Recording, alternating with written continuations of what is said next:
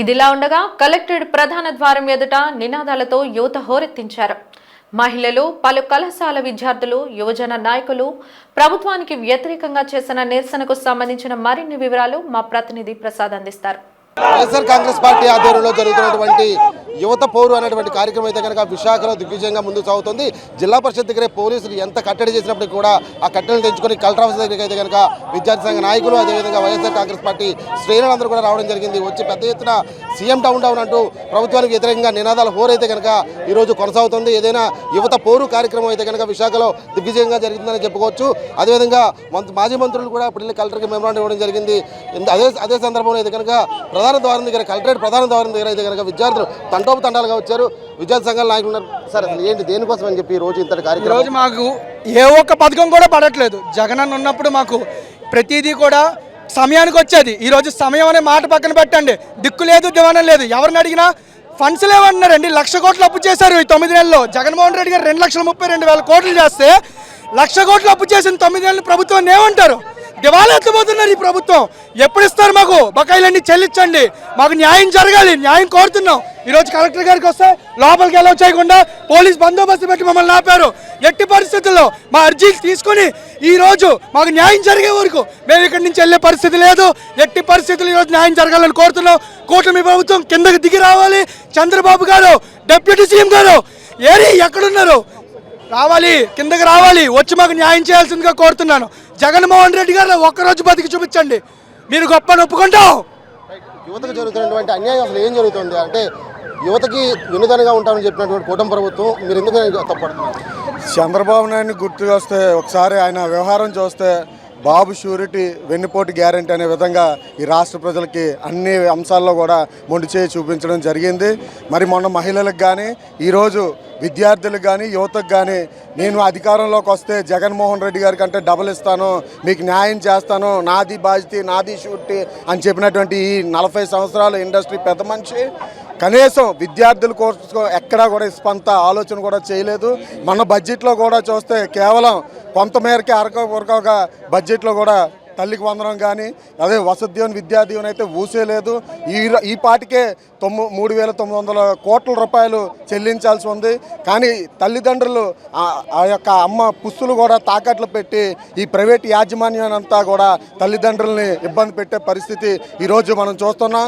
గతంలో జగన్మోహన్ రెడ్డి గారు సంక్షేమ క్యాలెండర్ రిలీజ్ చేసి ఇచ్చిన మాట తప్పని మడం తిప్పని నాయకుడిగా ఇచ్చినటువంటి మగాడు మనగాడు జగన్మోహన్ రెడ్డి గారు అయితే ఈ నమ్మక ద్రోహి, నైవంచక నాయకుడు చంద్రబాబు నాయుడు, పవన్ కళ్యాణ్, లోకేష్ అని చెప్పి ఈ సందర్భంగా ఇటువంటి ధోరణిలో కానీ ఈ పార్టీలు కూడా న్యాయం కానీ చేయకపోతే, విద్యార్థులు కానీ, యువతకు కానీ ఉద్యోగాలు ఇవ్వకపోతే ఇంకా వైఎస్ఆర్ కాంగ్రెస్ పార్టీ ప్రజల పక్షాన ప్రజాగలాన్ని వినిపిస్తూ భవిష్యత్తులో ఈ కూటమి ప్రభుత్వానికి పవన్ కళ్యాణ్, చంద్రబాబు నాయుడు, లోకేష్కి గట్టిగా బుద్ధి చెప్తారని ఈ సందర్భంగా వారిని హెచ్చరిస్తున్నాం.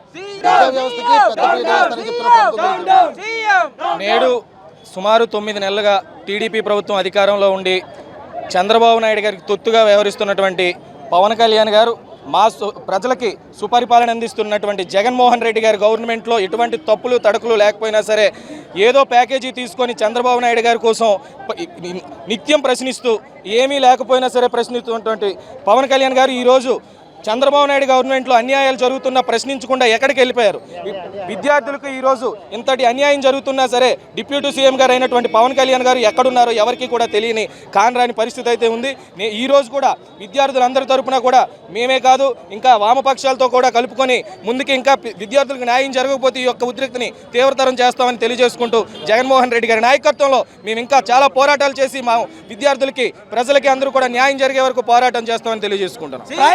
చెప్పండి, జీవీఎంసీ అంటే విశాఖ నగర పరిధిలో చూసుకుంటే ఇక్కడ పరిస్థితి ఏ విధంగా, విశాఖ నగరంలో విద్యా వ్యవస్థ ఏ విధంగా అనుకుంటున్నారు కార్పొరేటర్గా మీరు? ఈరోజు యువత పోరుకి ఈరోజు స్పందన చూశారు మీరు. కేవలం విద్యార్థిని తల్లిదండ్రులు ఎవరైతే ఆటా కార్మికులు కూడా స్వచ్ఛందంగా వచ్చి మద్దతు ఇస్తున్నారు.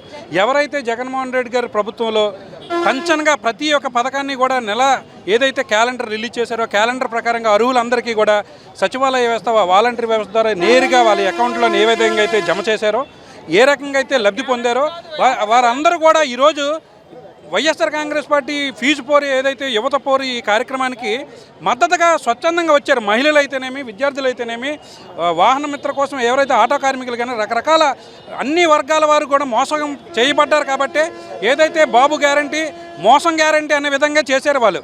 ఏదైతే ఇంటింటికి వచ్చి ప్రతి ఒక్కరికి ఏవైతే పథకాలు వివరించి వాళ్ళ కార్యకర్తలు కానీ నాయకులు కానీ ఏదైతే ఎలక్షన్ ముందు చేశారో అదేవిధంగా ఈరోజు ఎవరైనా వాళ్ళ ముఖం చూడడానికి కూడా చాటేస్తున్నారు. ఎందుకంటే జగన్మోహన్ రెడ్డి గారు ప్రతిదీ కూడా కష్టకాలంలో కూడా కోవిడ్ లాంటి విపత్కర పరిస్థితుల్లో కూడా పేదవాడు చదువుకోవాలి, పేదవాడికి వైద్యం అందాలి అని వైద్య విధానాన్ని దగ్గర చేస్తే ఈయన కేవలం అమరావతిని ఒక ప్రాంతాన్ని అభివృద్ధి చేయాలనే దుర్బుద్ధి దురాలోచనతో కేవలం 1,00,000 కోట్లు ఈ ఒక సంవత్సరం కాలంలోనే చేశాడు. కానీ ఈ 1,00,000 కోట్లలో అమరావతికే కాకుండా ఏదైతే విద్యార్థులు ఉన్నారో చదువుకి చాలామంది ఈ సంవత్సరం ఎవరైతే ఫీజు రీఎంబర్స్మెంట్ కట్టలేదో వాళ్ళకి మరుసటి తరగతికి వెళ్ళే పరిస్థితి లేకుండా పోయింది. వాళ్ళకి హాల్ టికెట్ ఇవ్వలేని పరిస్థితులు. అలాగే పేదవాళ్ళందరికీ కూడా అమ్మఒడి కార్యక్రమం 1వ తరగతి నుంచి ఏదైతే 12వ తరగతి వరకు అమ్మఒడి కార్యక్రమం ఊసేలేదు. 2వ బడ్జెట్ కూడా కేటాయించారు. బడ్జెట్లో కూడా అరాకొర బడ్జెట్లు కేటాయించి చాలా మోసపూరితమైన పరిపాలన చేస్తున్నారు. ఈ మోసపూరితమైన పరిపాలనకే నిదర్శనమే ఇక్కడ స్వచ్ఛందంగా వచ్చిన ఈ ప్రజలు. చెప్పండి అమ్మా, ఏ విధంగా అనిపిస్తుందమ్మా ఒక విద్యార్థి తల్లిగా మీరు ఏ విధంగా బాగా? మా పిల్లలు స్కూల్లో చదువుతున్నారండి. అసలు ఒక్కరికి కూడా అమ్మఒడి రాలేదు. ఈ గత కాలంలోనైతే ఆ ప్రభుత్వంలో జగనన్న ఉన్న ప్రభుత్వంలో మా పిల్లలకి అమ్మఒడి వచ్చేది, బట్టలు, స్కూల్ బ్యాగులు అన్నీ కూడా చాలా చక్కగా జరిగిందండి. ఇప్పుడు చంద్రబాబు నాయుడు వచ్చాడు, ఎలక్షన్ల ముందు ఎన్నో హామీలు ఇచ్చాడు, కానీ ఒక హామీ కూడా మాకేం నెరవేర్చలేదు. పెన్షన్లు తప్ప ఇంకెవరికి ఏమి ఇవ్వలేదు. పిల్లల ఎందుకు కూడా ఏం శ్రద్ధ తీసుకోవాలి. కాలేజీలో చదువుతున్నారండి మా పిల్లలు, వాళ్ళకి కూడా ఫీజు రియంబర్స్మెంట్ ఏమి లేవు. హాస్టల్లో చదువుకున్న పిల్లలు కూడా ఏమీ లేవు. జగన్మోహన్ రెడ్డి మా ఇంట్లో ముగ్గురు హాస్టల్లో చదువుకున్న పిల్లలు కూడా ఇస్తున్నారు. ఎంతోమంది చాలా బాధపడుతున్నారండి. అప్పుడు జగన్మోహన్ రెడ్డి ఏమో పేదవాళ్ళ కోసం కష్టపడి పేదవాళ్ళ కోసమే బాధపడి మా అందరికీ చూసేవారండి. ఇప్పుడు ఈ కూటమి ప్రభుత్వం వచ్చాక చంద్రబాబు నాయుడు ఏం చేశారండి? అసలు చంద్రబాబు నాయుడు వచ్చిన తర్వాత మాకెవరికి పేదవాళ్ళు అన్నిదే కన్నెత్తి చూడడం లేదండి. ఏదో అమరావతి అంటే అది కట్టేసి ఏదో ఉద్ధరించేద్దాం అనుకుంటున్నారు. మీ ఆవేదన చెప్పండి. బాబు షూరిటీ, మోసం గ్యారంటీ అండి. ఇది అక్షరాల 100% నిజమండి.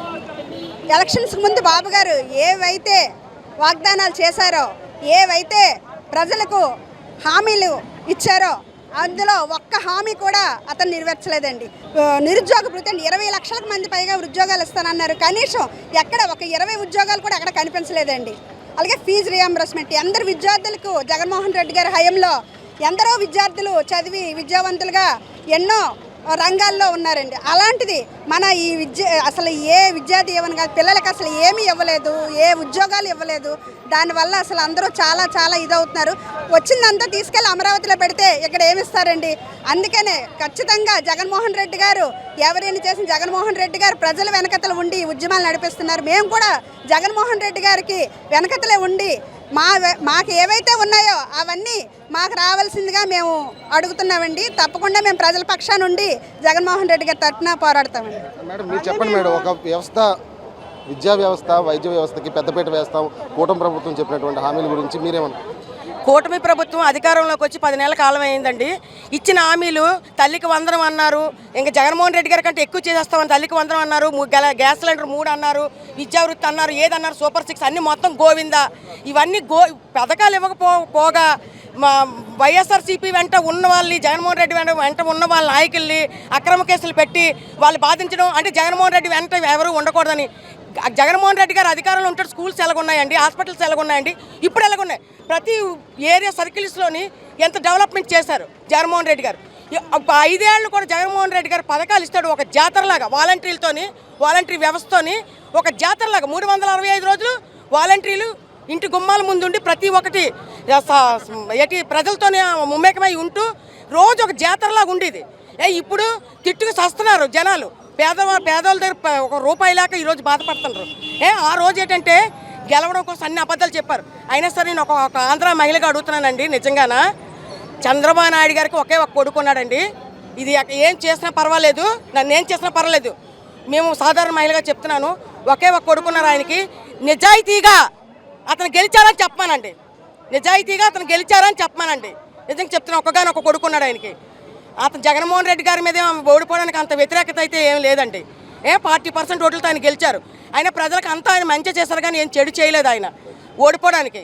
అదే వాళ్ళు మోసం చేసి, కూటమి ప్రభుత్వం మోసం చేసి అక్రమంగా పాలిస్తూ ఇలా కేసులు పెడుతూ జగన్ వెంట ఎవరో ఉండకూడదని ఇలాంటి కిరాచక పాలన చేస్తున్నారు. మీరు చెప్పండి, అసలు ఎన్నికల హామీలు ఏ విధంగా అనిపిస్తుంది? ఆవేదన క్యాపిటల్స్ అని చెప్పారన్న. 3 క్యాపిటల్స్ అంటే ఏంటో తెలియని వాళ్ళు సీఎం అయ్యారన్న. 3 క్యాపిటల్స్ అంటే ఒకే దగ్గర డెవలప్మెంట్ అయితే మీకు రిసోర్సెస్ అన్నివి ఒక దగ్గరే ఏరియానే డెవలప్ అవుతుందన్న. అదే 3 క్యాపిటల్స్ అయితే 3 దగ్గరే డెవలప్మెంట్ అవుద్ది. 3 అంటే వేరే వాళ్ళు ఇన్వెస్ట్ చేస్తారన్న. డిఫరెంట్ టైప్ ఆఫ్ ఇన్వెస్ట్మెంట్ వస్తుంది. గ్రౌండ్ లెవెల్ డెవలప్మెంట్ అంటే ఏంటో తెలియని వాళ్ళని సీఎం చేశారు. మీ ఇంట్లో 3 ఉంటే 3కి ఇస్తారన్న డబ్బులు, ఎంతమంది ఉంటే అంతమంది చెప్పింది. ఈరోజు జగన్మోహన్ రెడ్డి కూడా ఇచ్చాడు డబ్బులు, కానీ చెప్పుకోలేదు. ప్రజల డబ్బులు ప్రజలకు ఇచ్చాడు. ప్రజల డబ్బులు ప్రజలకు ఇవ్వడానికి మా దగ్గర డబ్బులు అంటే ఎక్కడ అవుతుంది? గ్రౌండ్ లెవెల్ డెవలప్మెంట్ పూర్తి స్థాయిలో చూస్తే కనుక యువత పోరు కార్యక్రమం విశాఖలో ఏ విధంగా ఉందో ఈరోజు మీ అందరికీ కూడా చూపించడం జరిగింది. ఎన్నికల మేనిఫెస్టో ప్రకారం ఇచ్చిన హామీలన్నీ కూడా ఇటు యువతకి నిరుద్యోగులకు కూడా అమలు చేయకపోతే మరో పోరుబాట తప్పకుండా ఉంటుందని చెప్పి హెచ్చరికలు కూడా జారీ చేస్తున్నారు. ఇప్పటికే పోలీసులు తమను ఎంత అడ్డుకున్నప్పటికీ కూడా పూర్తి స్థాయిలో ఏదైనా కార్యక్రమాన్ని విజయవంతం చేసి తీరుతాము, ఇచ్చిన హామీలన్నీ కూడా తప్పకుండా అమలు చేసే విధంగా పోరాటం చేసి తీరుతామని చెప్పి ఇటు మహిళలు, అదేవిధంగా స్వచ్ఛందంగా వచ్చినటువంటి విద్యార్థులు కూడా తమ ఆవేదనను వ్యక్తం చేస్తూ ప్రభుత్వానికి హెచ్చరికలు జారీ చేస్తున్న నేపథ్యం కనిపిస్తుంది. కెమెరామెన్ సూర్యబాబుతో ప్రసాద్, జీటీవీ న్యూస్, విశాఖపట్నం కలెక్టరేట్ నుంచి.